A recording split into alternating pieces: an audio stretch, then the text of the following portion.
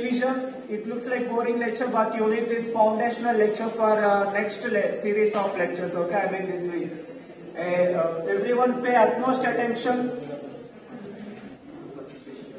Simranjit, quite. We have already discussed about types of bleeding disorders, right? Types of bleeding disorders we discussed. Then we discussed about properties or characteristics of bleeding disorders, right? Yes. Do you remember what is the significance of vitamin C? What is the significance of vitamin C? Yes? Yes, vitamin C will produce collagen fibers, and collagen fibers are required for platelet adhesion, and platelets will prevent the bleeding. Am I correct? Yes, very good. Now other important things, listen. Let us see why there is a bleeding issue. So before discussing the bleeding problems, you need to know the basics of platelets, platelet properties. What are the properties of platelets? Tell me, students. Yes, very good. Adhesion, aggregation,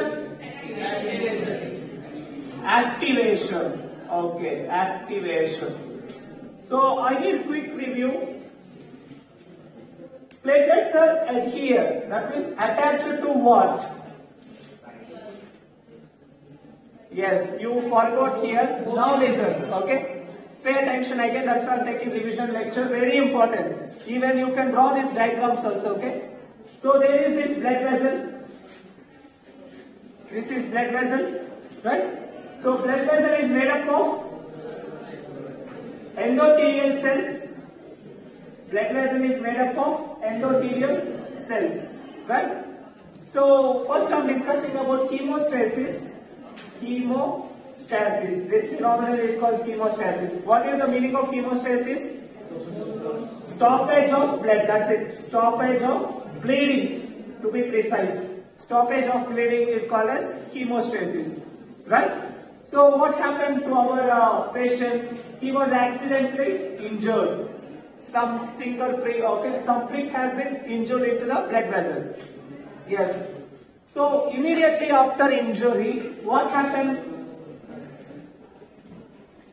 The blood vessels are being ruptured. Blood vessels are ruptured, resulting in exposure of what is this? Collagen fibers. Collagen fibers has been exposed, right? Now, immediately after exposure of collagen fibers, a damaged endothelial cell will release a chemical, a component. That component will deposit on collagen fibers. This component is our von Willebrand factor, right? Von Willebrand factor.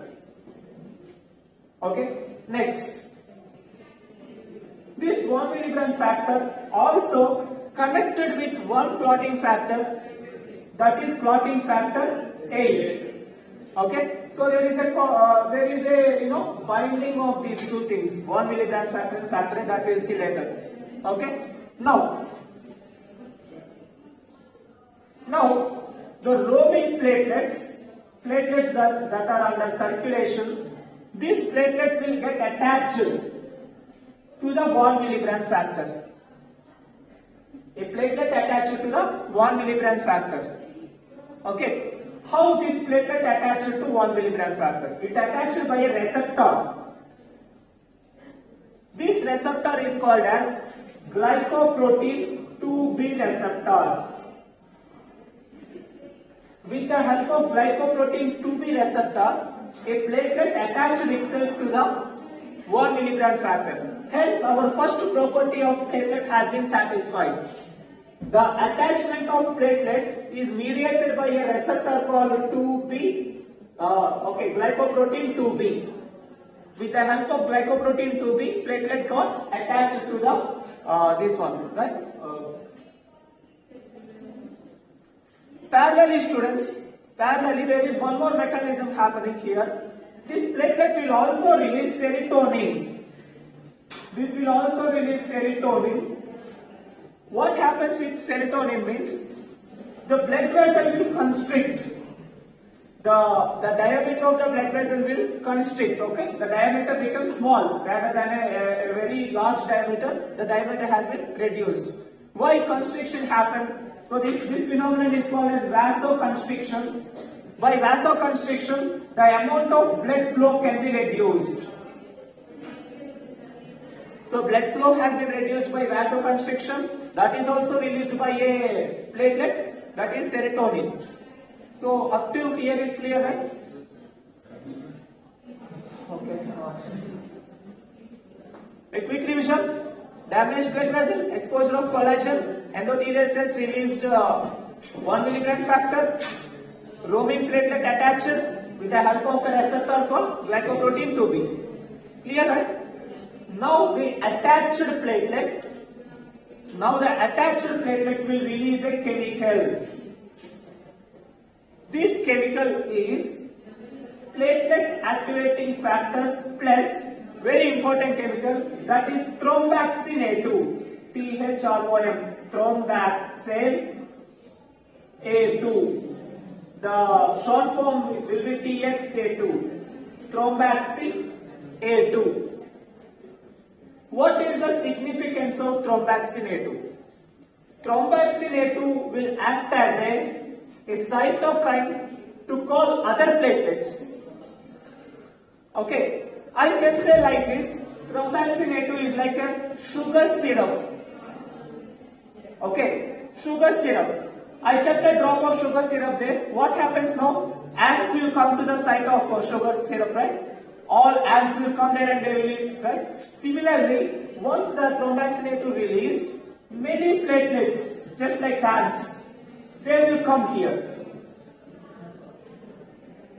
And they will prevent the bleeding. Many platelets will come to the site of injury and they will aggregate. Many platelets got aggregated. Okay, this is called as aggregation of platelets.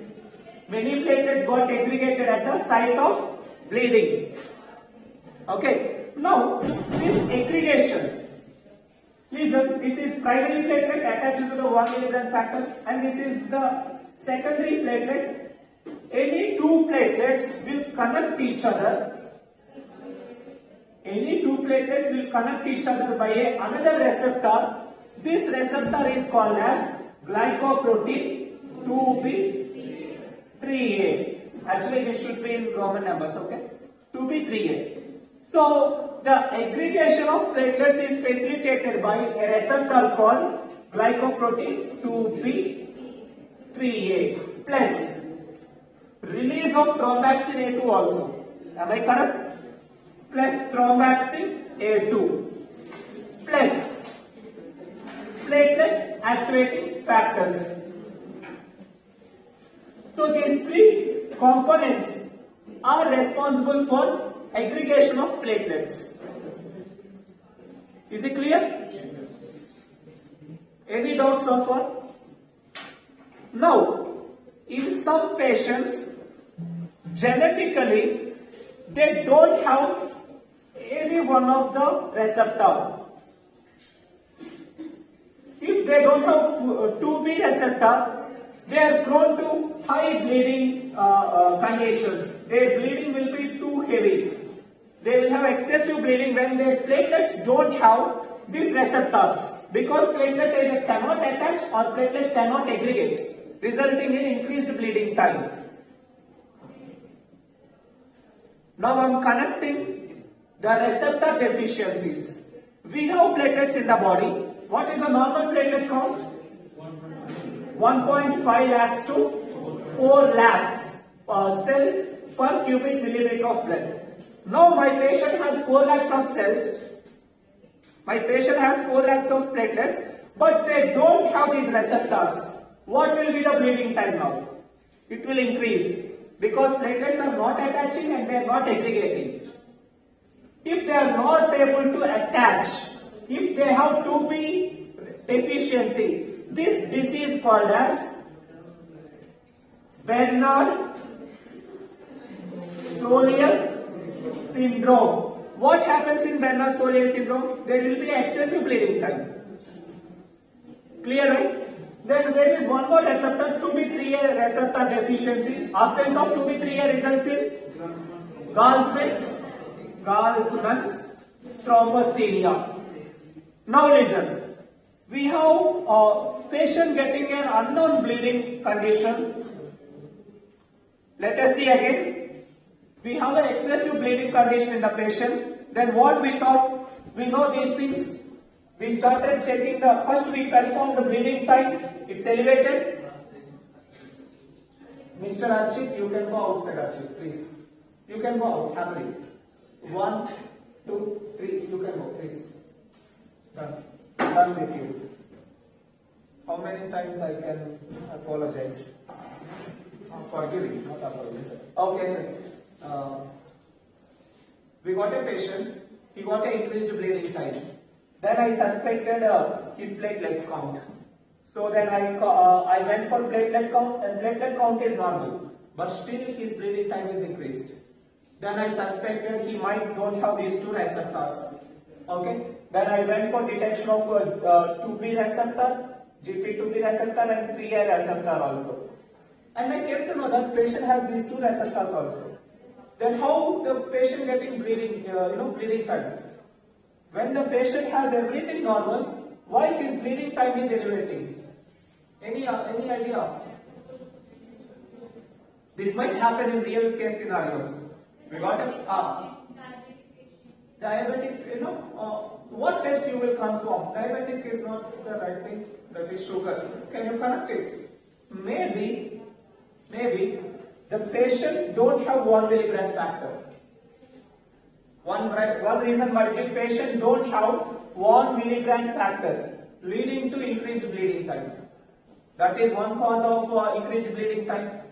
So that's why I need to check his 1 milligram factor after doing these tests. Now I came to know that he has this 1 milligram factor also. Yeah, now patient has 1 milligram factor. Then what is the other reason? Clotting factor. Now should be going with clotting factor 8 deficiency. In clotting factor 8 deficiency, the CT should increase, right? The clotting time should increase, right? What happens to the bleeding time in factor 8 deficiency? Any idea? For this reason only I was engaging this topic. I initiated this topic. You got my point? Clotting factor 8 deficiency must increase clotting time.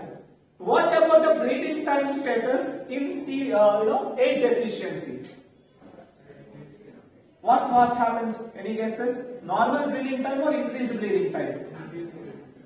Listen, as I stated previously, factor 8 is always in combination with 1 milligram factor. So factor 8 deficiency can cause elevated BT levels also. That's why these patients are called as hemophilic patients. That means they will have excessive bleeding conditions. Okay. So factor 8 deficiency. Now listen. To confirm this status, the clotting time will increase and bleeding time increases. Okay. Then we will go specifically for 8 detection, 8 clotting factor detection. If it is absent, then this will be a hemophilia A. If it is present, then we will go for 9th factor deficiency.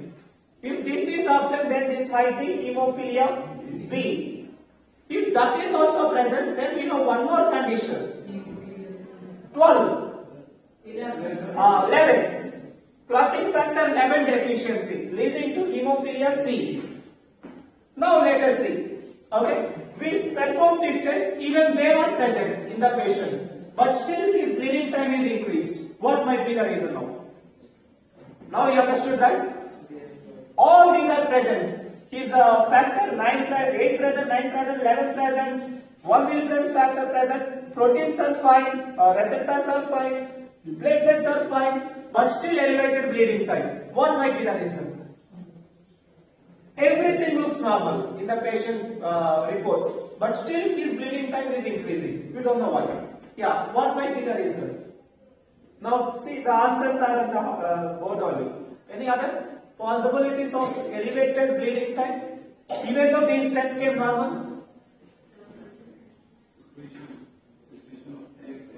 Very good. See now Multazim going dead. Maybe platelets not secreting thromboxane A2. Clotting time is greater. Wait. See, clotting time. Listen. When thromboxane A2 is not secreted, the platelet plug formation won't happen. They won't aggregate and their bleeding will increase automatically. Listen.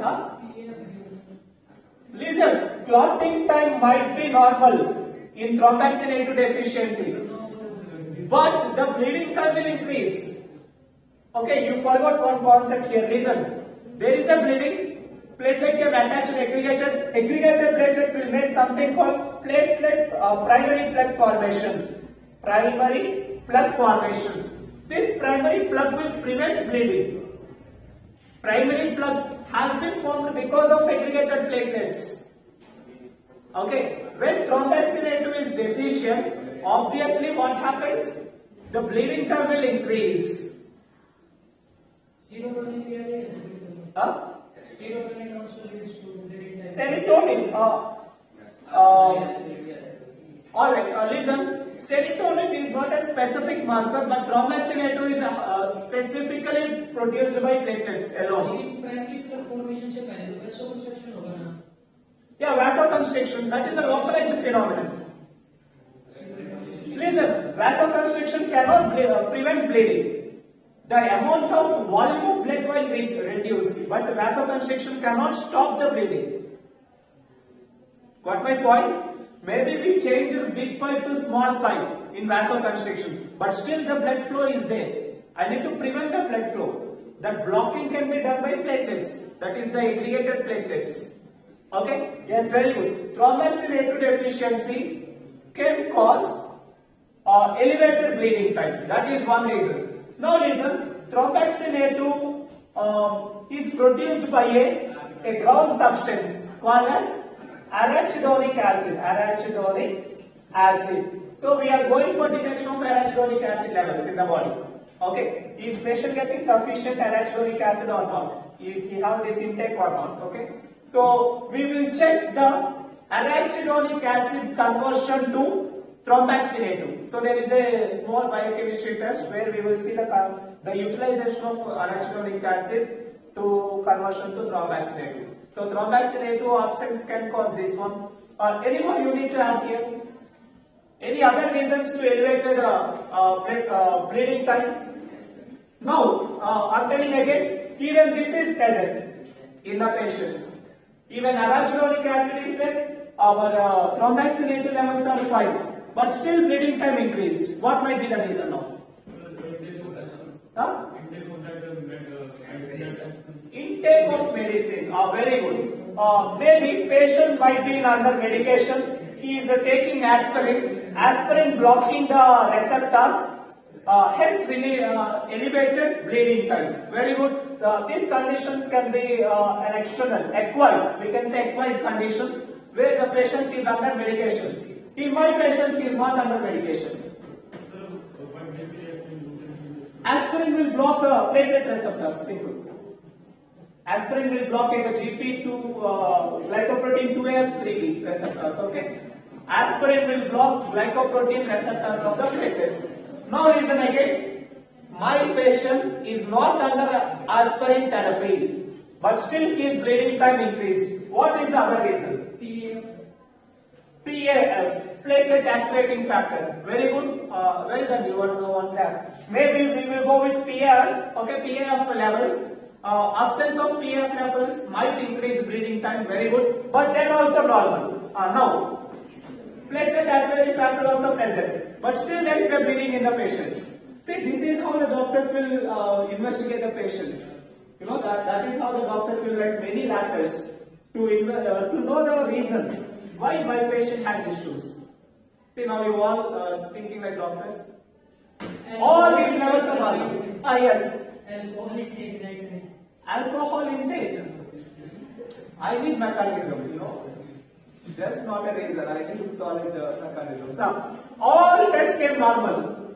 but still the bleeding time increased in my patient. What might be the reason? Huh? Calories. Genetics. Okay. See, genetics you can catch here itself. Hemophilia. Directly you will get here only. This is not a genetical issue, I guess. Maybe, we'll see. What might be the other reason of getting this issue? All things are normal, but bleeding time is increasing. Then answer is Krishnakant. Yes, Krishnakant. Yes, Krishnakant. Yes.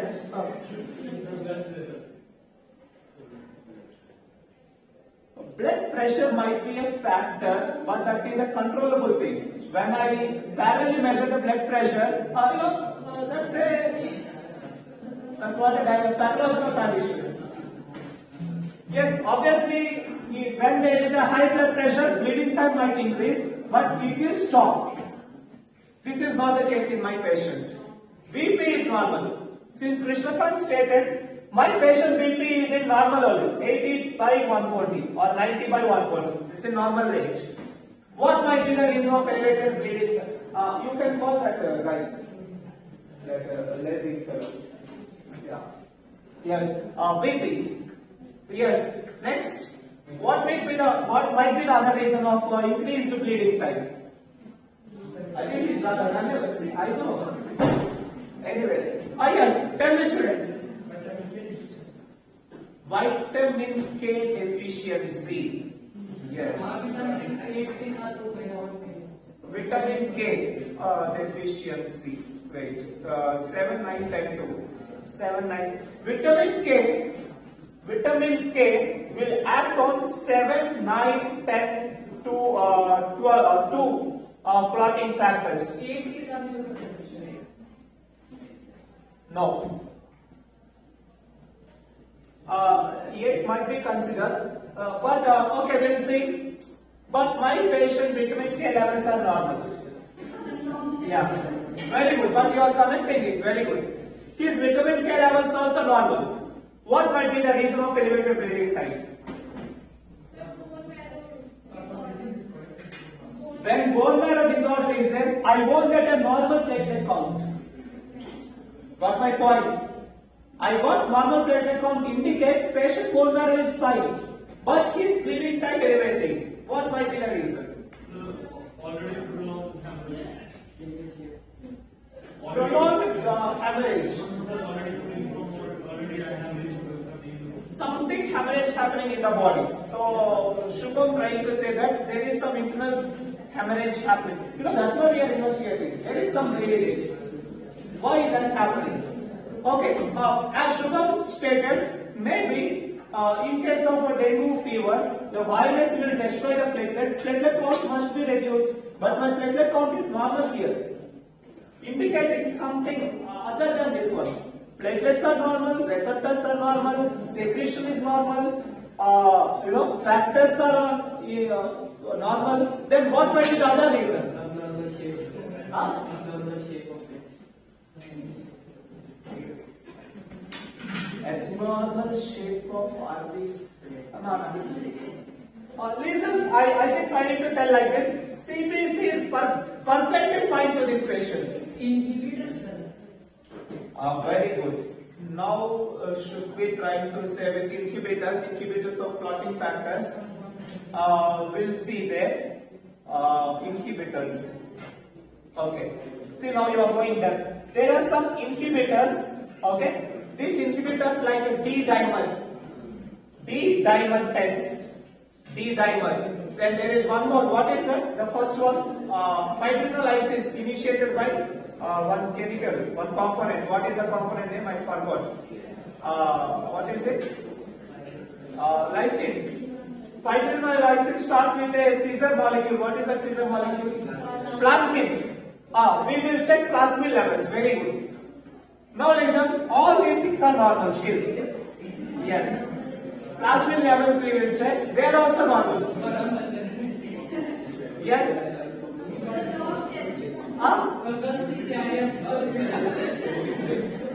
So patient torturing doctors. See, listen. Very good actually. listen, that is the difference between an MBBS, a normal hospital with a PG1, okay, advanced hospitals. Once the normal doctor unable to understand the reason, they will send the patient to the big hospitals, multi-specialties, right? Now you think at multi-specialty level because you are master, you are bright students, you are CU students. Vitamin C. Yes. Yes. Vitamin C. Oh, very good. Excellent. But that is not related to bleeding. Oh, very good. Very good. Excellent. Vitamin C deficiency. Vitamin C deficiency can cause an elevated bleeding time.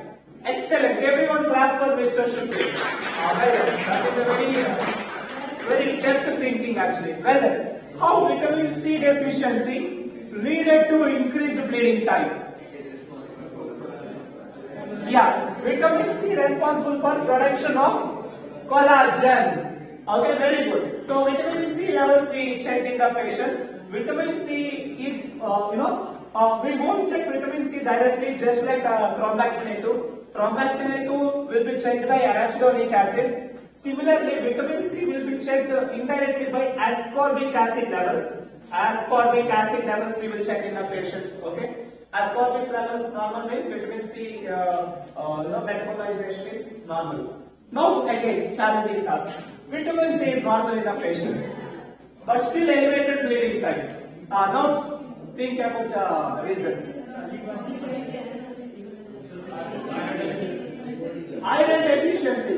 That you see in the CBC itself. His HbA1c normal. Chronic diseases. Chronic diseases. Should you say any example? Kidney failure. So since Kushi said chronic conditions I can check by LFT, RFT, and they are normal. Yes. What's going on in this patient? Yes. Shall I say? Yeah. Maybe the patient fibrinogen levels are less. Okay. Sorry, not collagen levels. That's you said vitamin C. Now listen, vitamin C is normal, but patient genetically his fibrinogen has some problems. His collagen has problems. Okay. Yes. Listen. But genetics you only said hemophilia. You didn't say about collagen issues. Yes. Now listen. When I checked my patient collagen levels, they are also normal, but still bleeding time increased. Yeah. Then the final thing will be, we will do something called angiography. Angiography. What is this angiography? This angiography will check the thickness of the blood vessel wall. Thickness of blood vessel wall. Might be my patient has a very thin, fragile blood vessels. My patient has blood vessel problem. It is not with the platelets. Rather than my patient blood vessels are very fragile, and those the capillaries of the blood vessels are easily destroyed. They are easily ruptured. Yeah. Now coming to listen. In the extreme diabetic cases, when the blood sugar levels are very high, there might be a stress on the blood vessels, but I won't take that as a direct pathological cause. Maybe yes, I will consider diabetes can cause an increase, but my patient don't have diabetes. So blood vessel abnormalities can cause a elevated bleeding time. And this is what we are trying to study in theory of this subject actually. Okay?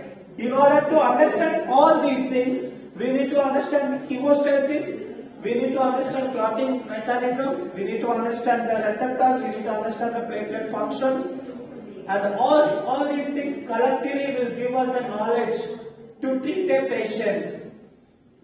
And now we understood that why we are studying these things. So try to be explorative mindset. Try to explore why we are studying these things. Okay? Yeah. I think today's lecture is good one. What?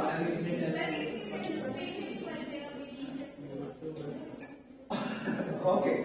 She's trying to say that when we are doing these many tests to the patient who has a bleeding disorder, he will die because of drawing blood. That's why now we know all the pathways. I came to know this. I came to know first time when I admitted my son in PGA. You know what they did? There is a thumb rule to the doctors. Listen. The doctor scolded that reach. Okay, the senior doctor came and he scolded my son supervising doctor. He said how many samples we took. They took 4 samples. The doctor got full irritation. Why you diagnose with a test that requires 4 blood samples when you have this 1 blood sample test?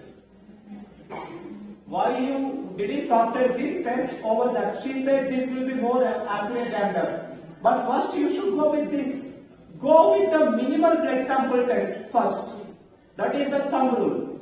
The thumb rule is we should go with the minimal test to get the maximum data from the patient. Minimum blood sample with maximum results outcome. Okay, that's why classically we will go with bleeding time first. So the cheap, accurate, fast and rapid test.